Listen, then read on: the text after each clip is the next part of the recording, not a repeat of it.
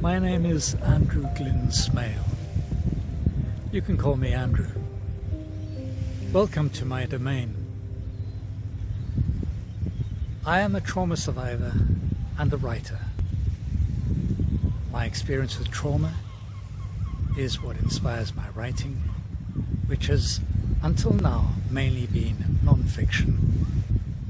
But I've now started a novel as well. Again, trauma has been one of the central themes of it, and will be in the future. Right now, I've just finished a book which is about to launch at the end of this month, September. It is called Trauma Trounced, Tranquility Triumphant. And it tells the story and presents what I've learned in the course of that story about the trauma that I experienced and how I've managed to deal with it, not only to survive, but also to find happiness within myself.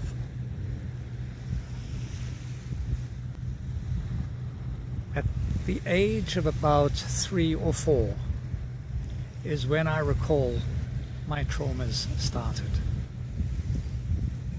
And on the scale of things, they're probably not as great as many other people's traumas. But to me, they were enormous. They continued from that age throughout my youth until I was 20, and then sporadically after that, and as late as a few years ago. When I was 50, my dog, the Smudge, died. He was a large, shaggy, lovable dog, a prince of the beach when he set out, and later became king of the beach, and then went on to share joy with everyone who encountered him, even me.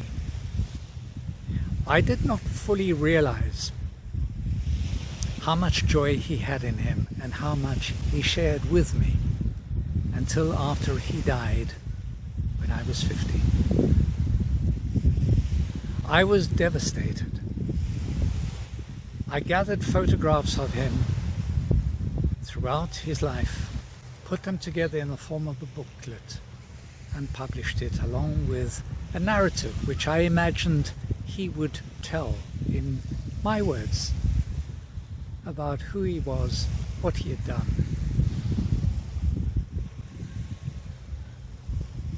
And the Smudge caused me to look at myself through his death. And what I saw was not pretty. I had no joy to share with anyone, unlike my dog. I was full of anger. I had been angry for many, many years. I distrusted people. I knew something had to be different. It had to change, because anger can be very toxic. It works like arsenic. It accumulates and destroys everything in its path. And so I set out to change myself, but I had absolutely no idea how I was going to deal with my anger, with my traumas which kept resurfacing. At around the same time, I saw a video of a man riding a horse within a group of horses. I think there were about 10 or more. And they had no riders on them. He was the only one riding. As I recall, there may have been one other person, but he was the only one riding a horse without any tack at all. No bridle, no saddle, no stirrups, no whip, nothing to actually seemingly control the horse and make the horse do his bidding. just himself and the horse, moving along in this group of horses at a very quick pace, cantering through the forests. And I marveled at the level of trust rider and horse had in each other. The human depended on the horse to protect him, to convey him from one place to another, and the horse depended on the human to guide. It was as though there was this implicit trust which transcended anything that I'd ever seen before. Horses had been in and out of my life since my youth, but I'd never seen anything like it.